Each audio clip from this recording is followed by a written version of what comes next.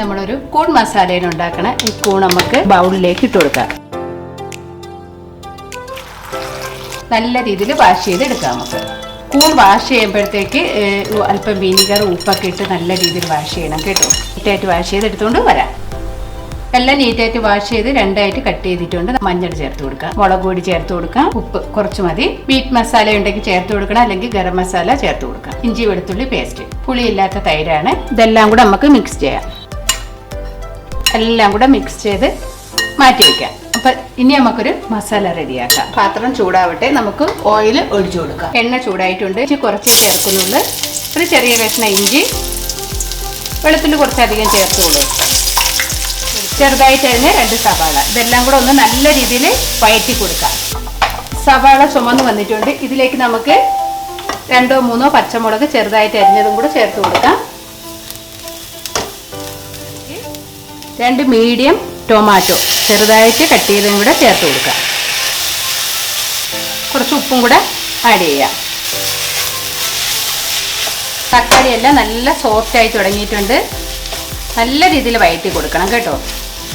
ഇടയ്ക്കൊന്ന് ഉടച്ചു കൊടുക്കാം. നമുക്ക് കുറച്ച് മഞ്ഞൾപ്പൊടി ചേർത്ത് കൊടുക്കാം, മുളക് പൊടി 1 ടീസ്പൂൺ ചേർത്ത് കൊടുക്കാം, മല്ലിപ്പൊടിയും ചേർത്ത് കൊടുക്കാം.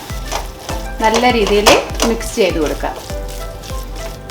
1/4 കപ്പ് വാട്ടർ. നമുക്കിത് അടച്ചു വെച്ച് കൊടുക്കാം. കുക്കാവും. ഓപ്പൺ ചെയ്യാം.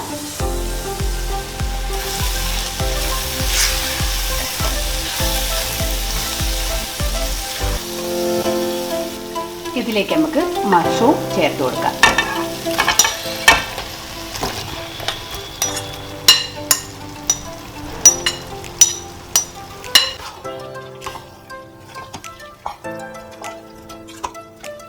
ഫ്ലെയിം ഒന്ന് ഹൈയിൽ വെച്ച് കൊടുക്കാം.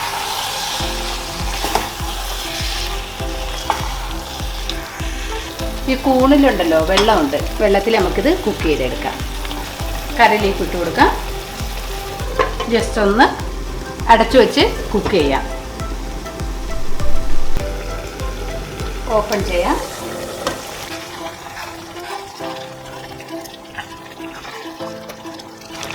കുറച്ച് വാട്ടർ നമുക്ക് ചേർത്ത് കൊടുക്കാം.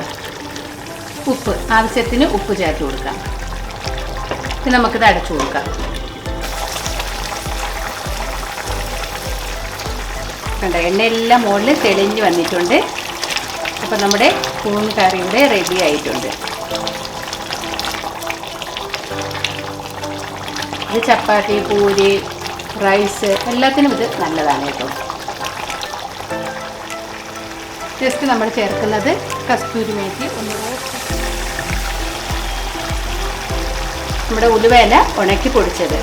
ഇത് നല്ലൊരു ഫ്ലേവറും നല്ലൊരു രുചിയുമാണ്.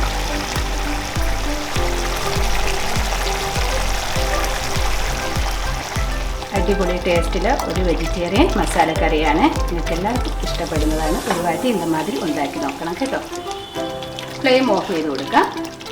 ഇതിലേക്ക് കുറച്ച് കൊത്തമല്ലി ചേർത്ത് കൊടുക്കാം.